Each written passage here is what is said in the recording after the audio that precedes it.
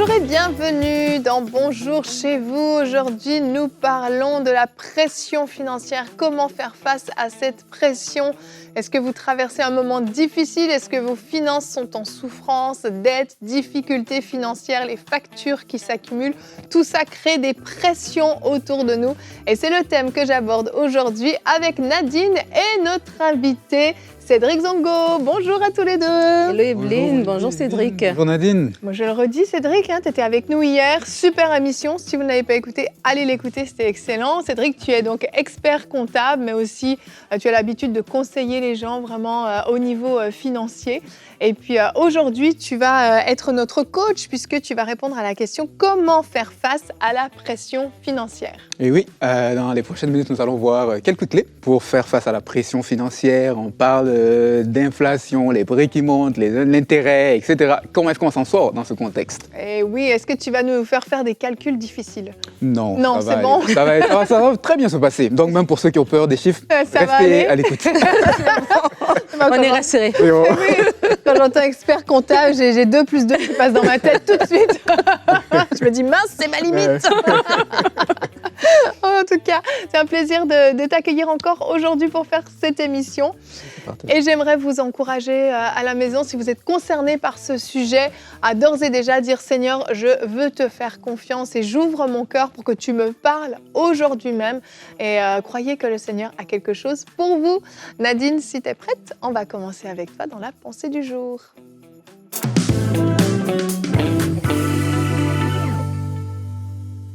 Alors qu'on parle de pression financière, j'avais à cœur de partager avec vous ce verset qu'on connaît dans d'autres circonstances, mais aujourd'hui me parle différemment. Marc 8, versets 1 à 2.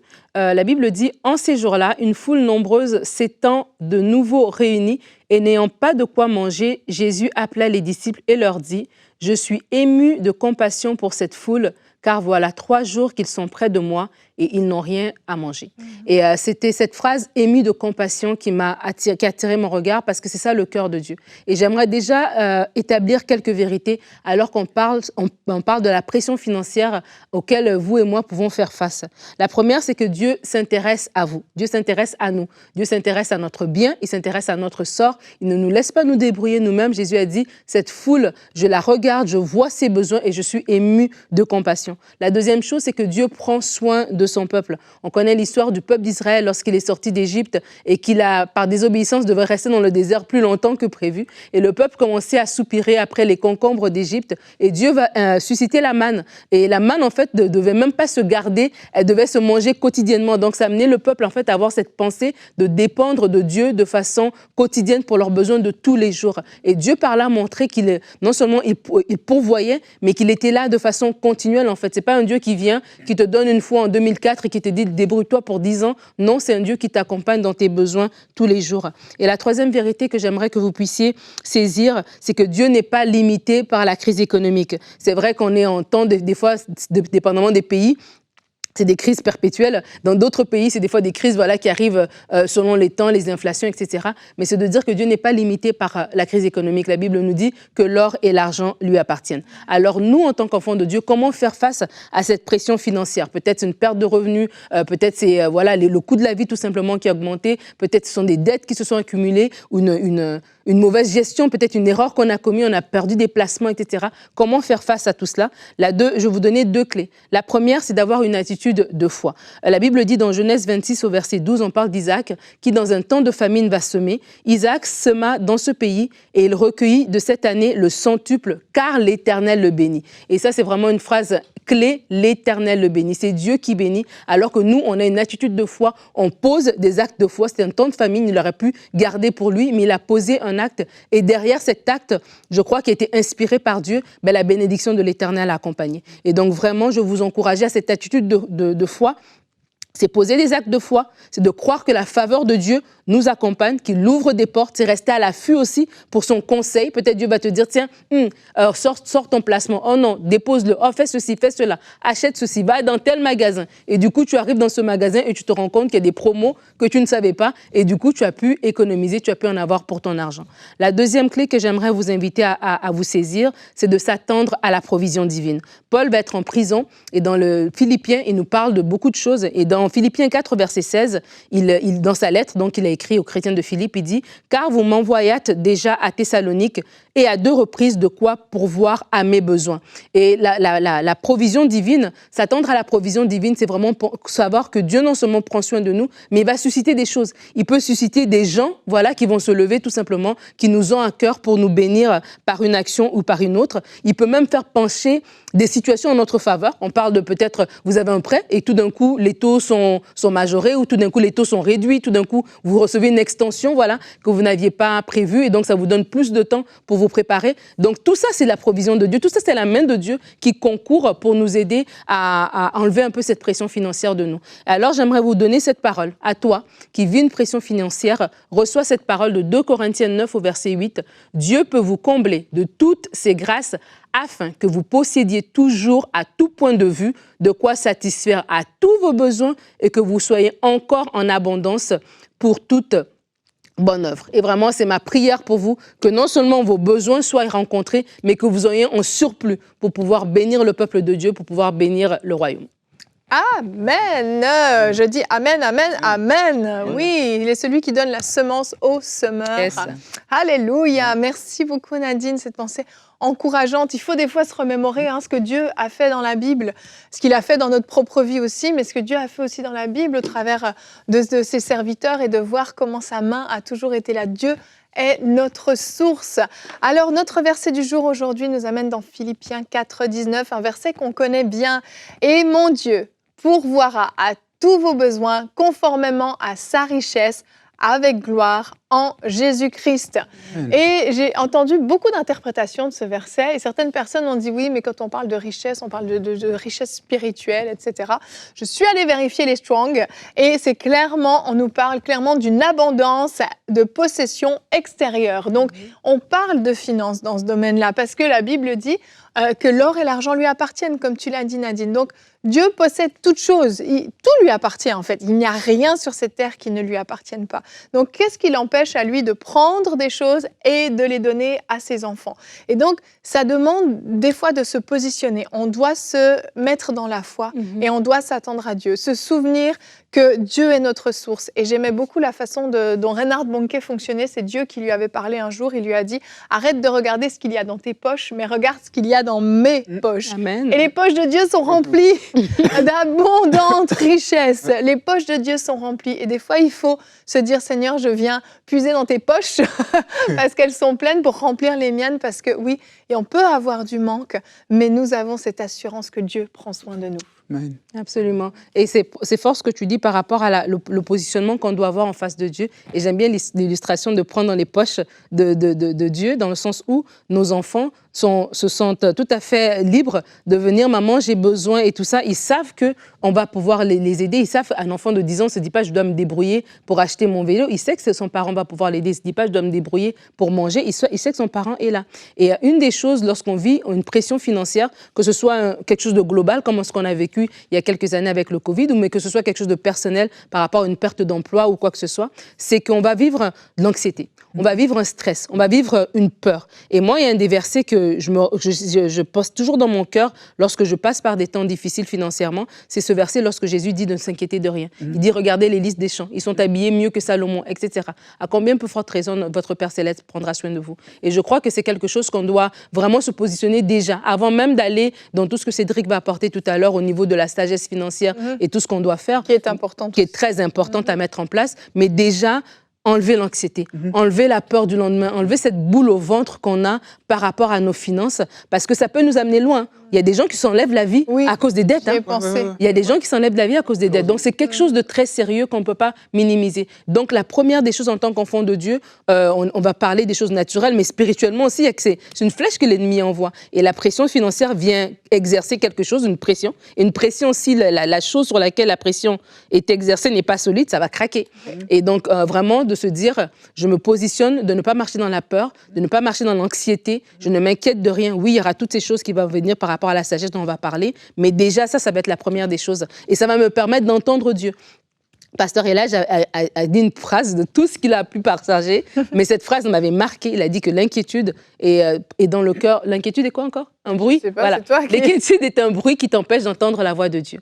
Et vraiment, l'inquiétude est un bruit. Et si on est inquiet, même si Dieu va nous dire, voilà, va dans tel magasin, va voir telle personne, etc., on ne pourra pas l'entendre si on est inquiet. Et c'est vraiment un point important d'enlever l'inquiétude. Absolument.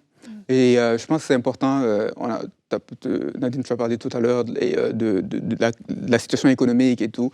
Et je pense que c'est important pour nous, en tant que croyants, de nous rappeler que notre source n'est pas dans l'économie. Notre source n'est pas dans notre emploi. Oui, on aime bien nos emplois, on aime bien, mais notre source n'est pas à ce niveau-là. Ce ne sont simplement que des canaux. Et comme je dis toujours, un canal peut se fermer, mais tant que la source demeure, l'eau peut arriver par une autre porte. Amen. Et donc, c'est de garder ce regard-là qui est toujours fixé sur Dieu et de se rappeler qu'on a une source qui demeure et qui ne varie pas selon les saisons. Donc, c'est important. Amen. Je pense que il y a aussi un élément qui peut aider, c'est vraiment de se détacher aussi de ses finances. Mes finances ne reflètent pas qui je suis. Et des fois, on attache tellement d'importance à nos finances, on est tellement focalisé sur nos finances que si nos finances vont mal, on va mal. Mais il y a un moment donné où l'argent, ça va, ça vient, ce monde est fluctuant. On voit la bourse.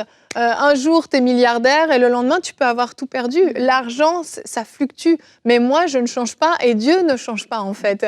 Et ça, c'est des choses qui sont là, sur lesquelles on peut s'appuyer. Mon compte bancaire, je reçois ma paye, il a l'air très plein. Je paye mes factures, il a l'air très vide. Et si on est toujours de bonne humeur quand le compte est plein, de mauvaise humeur ou triste ou abattu quand le compte est vide, on est là et on est dépendant de ça. Et tous les jours, même plusieurs fois par jour, certains vont voir leur compte, voir leurs finances, font des calculs et tout. Ça devient de l'oppression finalement. Ça devient tellement lourd. Certains n'arrivent plus à dormir, sont dans une inquiétude terrible. Et le diable vient avec toutes ses pensées aussi nous accabler, nous dire qu'on n'est pas à la hauteur, qu'on ne vaut pas. Regarde, tu n'arrives pas à nourrir tes enfants, tu ne vaux rien. Surtout chez les hommes, tu ne prends pas soin de ta famille, tu n'es pas à la hauteur. Et on se fait rabaisser. Mais à un moment donné, il faut dire stop. Mon compte bancaire ne m'appartient plus en fait. C'est pas mon identité, c'est pas qui je suis et je vais faire confiance que ce compte bancaire appartient à Dieu et je vais faire confiance à Dieu pour le remplir. Moi, je fais ma part. Je cherche du travail si j'ai besoin de travail. Je vais au travail si j'ai un travail. Je m'implique, je gère mes finances de la bonne façon. Mais à un moment donné, j'ai plus le contrôle. Et Seigneur, je te fais confiance. Et vraiment, je vous encourage à prendre vraiment spirituellement votre compte bancaire et dire Seigneur, je te remets mon compte bancaire. Amen. Je veux plus moi-même avoir cette charge-là parce que c'est trop lourd et c'est trop fluctuant, c'est trop de stress, trop de pression pour rien finalement. Et juste pour terminer, Evelyne, alors que tu parles de ça, c'est tellement important, et Cédric, tu l'as mentionné, de la source qui est Dieu. Et la Bible va dire qu'il en donne autant à ses bien-aimés pendant leur sommeil. Donc, en vain vous vous levez, en vain vous vous couchez, etc. Et de dire que oui, on doit travailler, on doit faire ce qu'il faut, mais on n'est pas laissé à nous-mêmes, en fait. Et ça veut dire, en fait, que si on suis enfant de Dieu, ça veut dire que les principes aussi du royaume s'appliquent même en temps de crise. Et j'aimerais encourager les gens, tu parlais des gens qui sont attachés à leur compte, il y a des gens qui stressent pour leur retraite, mais ils ont 35 ans, là. Oui. Tu vois ce que je veux dire? Ils se projettent tellement, et de dire aussi que non seulement on appartient au Seigneur, notre argent appartient à Dieu, et même dans des temps de crise, entre guillemets, ça ne nous exempte pas de continuer à donner. Ça veut dire de continuer à donner, que ce soit notre église locale, de continuer à donner à la veuve, à l'orphelin, de continuer à semer dans le royaume. Et que ces lois-là, c'est des lois spirituelles aussi qui travaillent en notre faveur. Quand je parlais de l'exemple de la manne dans le désert, c'est un enseignement que Dieu est en train de donner au peuple. Et des fois, nous-mêmes aussi, notre manne dans le désert, entre guillemets, c'est de continuer à donner, même quand on a moins, même quand on est dans des temps de stress, parce qu'on est en train de comprendre le principe qui est derrière. Amen. J'en perds ma voix. On va continuer avec notre rubrique Conseil du coach. On va voir comment faire face à la pression financière.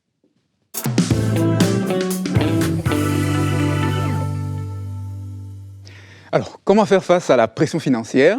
Je peux partager avec vous 3 clés qui pourront nous aider, vous et moi, à pouvoir faire face aux pressions financières qu'on peut rencontrer dans nos vies.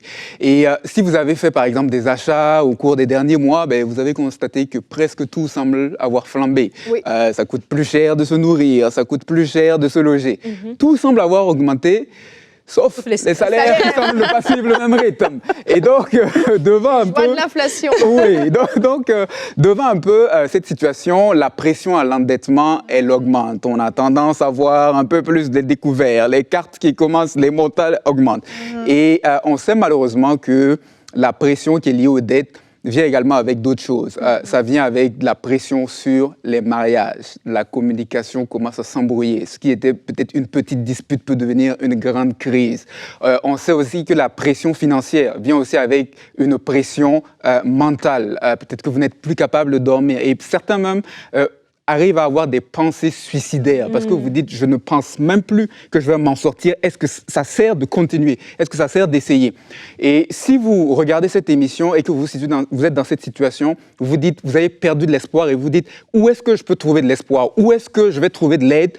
Permettez-moi de vous dire qu'il y a encore de l'espoir pour vous, que c'est encore possible parce que j'ai vu plusieurs personnes passer d'une situation de déficit à une situation de surplus. Alors qu'ils posaient des actions, j'ai vu comment est-ce que Dieu a fait jouer des circonstances pour que les choses changent. Et donc, je veux vous encourager et je veux vous rappeler en fait qu'il y a un espoir. Et cet espoir-là, ce ne sont pas des techniques, ce ne sont pas des choses, mais cet espoir se trouve en la personne de Jésus-Christ, qui est aussi appelé le prince de paix. Amen. Celui qui est capable d'amener de la paix au milieu de nos tourments et de nous aider à pouvoir sortir avec un témoignage nouveau à sa gloire. Amen. Et la question peut-être que vous vous posez, c'est de savoir comment est-ce que je peux rendre cette paix tangible dans ma vie actuellement. Et j'aime ce texte de Paul où il disait dans Philippiens, « Ce que vous avez appris, reçu et entendu de moi, et ce que vous avez vu en moi, pratiquez-le. Et le Dieu de paix sera avec vous. » Et comment rendre la paix tangible? C'est en pratiquant ce que le prince de paix nous enseigne, les principes de sagesse qui sont contenus dans la parole de Dieu. Et à un moment donné où vous et moi, on a besoin de décider d'arrêter d'être des auditeurs oublieux. Des gens qui allons simplement consommer du contenu sans mettre en application. Parce qu'un des principes aussi du royaume, c'est que oui, le prince de paix veut sa paix dans nos vies, mais il nous demande aussi une certaine obéissance, une application de certains principes dont la Bible parle. Et donc, il y a un moment donné où nous devons décider que nous allons passer à l'action. Nous allons arrêter de reporter et commencer à poser les actions.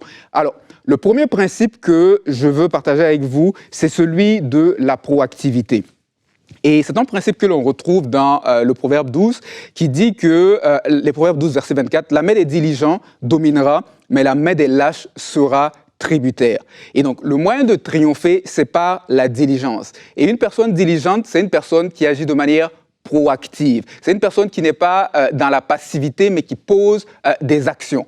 Et malheureusement, il m'arrive souvent de rencontrer des personnes qui peut-être m'ont entendu à une conférence ou quelque chose il y a plusieurs années et qui vont venir me voir, mais à un moment donné où la dette qui était peut-être à 1 000 € ou 1 000 $ est devenue une dette de 30 000. Et il faut savoir en fait qu'en matière d'endettement, la spirale, elle tourne très vite. Et c'est important donc de poser des actions très tôt parce que plus vous attendez, plus les moyens nécessaires pour s'en sortir vont devoir être importants. Et donc, dès que vous voyez, il y a certains signaux. Dès que vous voyez, par exemple, pour ceux qui ont des cartes de crédit, dès que vous voyez que après 2 fois d'affilée, vous n'êtes pas capable de rembourser la totalité, c'est le temps de poser des actions.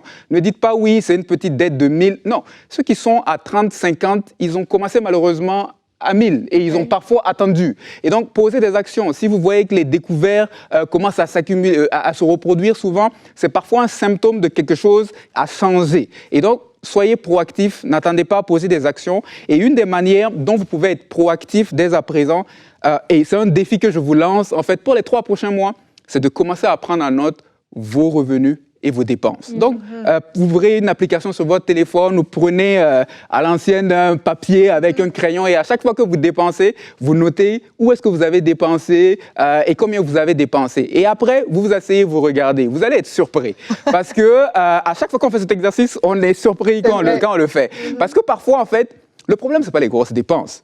C'est les petites dépenses par-ci, par-là qui s'accumulent et puis, en fait, qui créent par la suite une fuite. Et donc, c'est important de faire ce petit exercice pour savoir est-ce que réellement c'est un problème de revenus ou c'est plutôt au niveau de mes dépenses? Et si c'est au niveau de mes dépenses, où est-ce que je devrais aller changer des choses? Et donc, soyez proactifs. Et l'une des manières d'être proactif dès à présent, c'est de commencer à prendre en note vos dépenses. La deuxième chose, c'est de développer une attitude de planification. Le proverbe 21:5 nous dit « Celui qui fait des plans devient riche, celui qui va trop vite connaît la pauvreté. » Et donc, la planification est un facteur de création de richesse. Et si actuellement, vous avez l'impression d'être serré dans vos finances, ben, commencez à essayer à apprendre à planifier vos dépenses.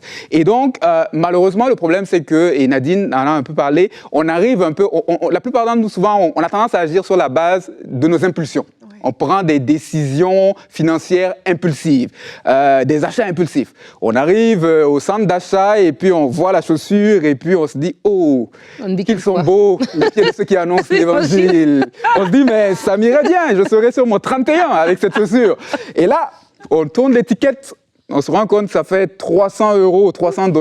Bon, on se rend vite compte que ça ne pourra pas passer sur le compte, mais acheter maintenant, payer plus tard. On nous a appris. Et donc, on le passe sur le crédit. Le problème, c'est que ce n'est pas la seule chose qu'on a passé sur le crédit. Et donc là, on sort, on a une autre impulsion. Ça nous dirait bien d'aller au resto après ces achats un peu pour penser à autre chose. Et là également, on le passe sur le crédit. Et acheter maintenant, payer plus tard, malheureusement, un jour, le moment du paiement arrive. Et le jour où le moment du paiement arrive, on se pose la fameuse question, mais où est donc passé mon argent? Laissez-moi vous dire que l'argent, il ne s'évapore pas. S'il n'est plus dans vos poches, c'est parce que vous l'avez laissé quelque part. Et donc, il n'a pas disparu de lui-même, c'est parce que vous l'avez laissé quelque part. Et au lieu d'être impulsif, il faut plutôt apprendre à devenir intentionnel avec notre argent. Et c'est ce qu'un budget nous aide à faire. Un budget, c'est simplement un plan qu'on va écrire pour dire, ben, pour le prochain mois, voici ce que je prévois avoir comme revenu et voici les différentes dépenses que je prévois faire. Par exemple, en commençant par qu'est-ce que je prévois contribuer au niveau de mon église locale pour soutenir l'œuvre. Qu'est-ce que je prévois mettre en épargne. Qu'est-ce que je prévois au niveau de mes dépenses fixes qui sont des dépenses comme les loyers, etc. Qu'est-ce que je prévois au niveau des dépenses variables, des choses comme l'alimentation, des montants qui varient un peu, donc de les prévoir. Et aussi une catégorie qu'on oublie parfois, sont des dépenses qui arrivent ponctuellement, mais qui sont importantes, comme par exemple les dépenses de la rentrée scolaire. Donc, même si la rentrée scolaire va arriver peut-être dans 12 mois, ben, il faut commencer à le prévoir dès aujourd'hui. On prend le montant, par exemple, on le divise par 12 et on le prévoit dans le budget de ce mois et on met un peu d'argent petit à petit. Et donc, vous faites un budget pour dire, voici comment est-ce que je prévois dépenser l'argent au cours des prochains mois pour atteindre mes objectifs qui soient des objectifs de remboursement de prêts, des objectifs d'épargne, des objectifs de générosité, etc. Donc, de faire un plan à ce niveau. Et la troisième chose, c'est le travail. Quand on fait face à de la pression financière, il y a deux moyens de s'en sortir, en gros. Classiquement, c'est de réduire les dépenses ou d'augmenter les revenus ou une combinaison un peu de tout ça. Alors, quand on a commencé à essayer de réduire ses dépenses, c'est là où on commence, mais à un moment donné, il y a une limite parce que, bon, après, il faut quand même, on va continuer de manger et puis habiter quelque part. Il faut payer un loyer. Donc, on travaille sur ça. Et quand on voit que ça ne suffit pas, ben, il faut maintenant augmenter les revenus. Et la manière dont on gagne des revenus, selon la Bible, c'est par le travail. Le travail, c'est le moyen par lequel Dieu pourvoit à nos besoins. Et le Proverbe 14:4 nous dit, s'il n'y a pas de bœufs, la crèche est vide, c'est à la vigueur des bœufs qu'on doit l'abondance des revenus. Et donc, le travail et l'effort est le moyen par lequel Dieu pourvoit à nos besoins. Et c'est important de savoir, et là je parle particulièrement à des personnes bien portantes, c'est important de savoir que le modèle biblique pour avoir des revenus, c'est pas de s'asseoir et d'attendre continuellement des chèques d'assistance sociale du gouvernement.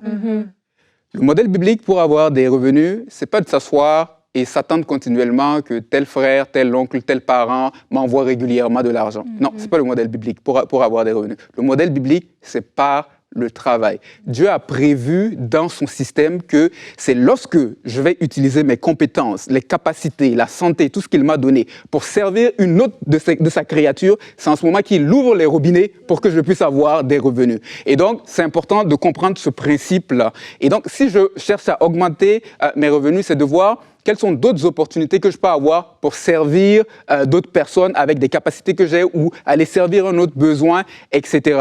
Et donc, c'est de voir, par exemple, dans mon emploi actuel, est-ce qu'il y a peut-être des nouveaux défis que je peux prendre? La compagnie peut-être a besoin de quelque chose. Est-ce que je peux prendre de nouveaux défis et peut-être avoir une promotion? Est-ce que peut-être il y a des capacités que j'ai en dehors de mon travail habituel où je peux aller créer une petite activité en parallèle et puis me faire rémunérer? Et donc, c'est de voir à ce niveau-là. Et je me souviens, durant la période, par exemple, de la COVID, j'avais travaillé avec une infirmière qui voulait vraiment rembourser ses emprunts.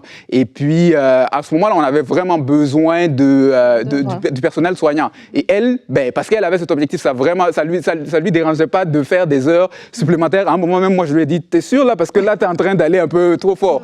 Et elle a travaillé d'arrache-pied. Et tout ce qu'elle gagnait comme revenu additionnel, elle ne mettait pas dans sa consommation. C'est ça aussi le piège. Parfois, on gagne plus et on augmente les dépenses. Non, elle prenait ce revenu additionnel, elle repayait ses emprunts et aujourd'hui, elle est beaucoup plus libre. Et cette liberté-là nous permet, permet à Dieu de nous utiliser comme il l'entend. Parce que certains d'entre nous, malheureusement, nous ne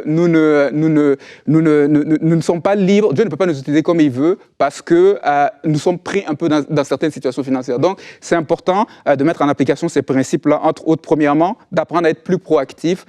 Deuxièmement, d'apprendre à développer une attitude de planification. Et troisièmement, de ne pas craindre le travail ou l'effort. Merci beaucoup, Cédric. Encore une super rubrique et des très, très bons conseils. Et je te rejoins, le petit exercice de lister les dépenses. Et il fait mal, celui-là. Ouais. Comment j'ai pu mettre autant d'argent dans ça? Et on ne réalise pas, mais c'est vrai que c'est ces petits montants qui font le plus mal et on a tendance à les oublier. Donc oui, je te rejoins vraiment tout à fait. C'est un exercice très important. Faire un budget également. On ne peut pas être aveugle en fait par rapport à nos finances et juste se dire ce qui reste à la fin du mois, je le mettrai peut-être de côté ou peut-être que je me ferai plaisir, mais il faut anticiper. Des très, très bons conseils. Et justement, alors que tu dis ça, Evelyne, j'aimerais juste encourager les gens aussi par rapport à ce que Cédric a dit et par rapport à cette infirmière que je félicite. Des fois, il faut oser aller regarder son compte, oser voir le trou, il est comme la réalité, elle est comment, parce que des fois, quand le trou est trop grand, on ne veut plus et on fait l'autruche, mais des fois, il faut le faire, il faut affronter, il faut s'outiller par des conseils comme celui-ci et se dire, OK, Seigneur, tiens-moi la main, j'ai peut-être manqué de sagesse la saison passée, mais cette saison, je ne serai plus une acheteuse impulsive, je vais maintenant faire les choses comme il faut. Amen, amen. Eh bien, merci beaucoup, Cédric, d'être venu faire ces émissions. C'était vraiment un plaisir de t'accueillir. Très, très intéressant, des super conseils que tu as donnés. Et nous, on se retrouve demain. Alors, Cédric ne sera plus avec nous. Je suis désolée, les gens, je sais que les gens t'aiment beaucoup. Enfin, quoi que, je ne sais pas si tout le monde t'aime. Les dépensiers, peut-être pas. Les économes, on dit amen. On peut épargner pour dépenser. Donc, les rassembleurs, c'est bon. Demain, on va voir comment vivre une percée dans sa vie de prière. Et Aurélie sera notre coach. Elle va nous donner des clés pour développer une intimité dans la prière. Alors, on se retrouve demain. Merci à tous d'avoir été avec nous et bonjour chez vous.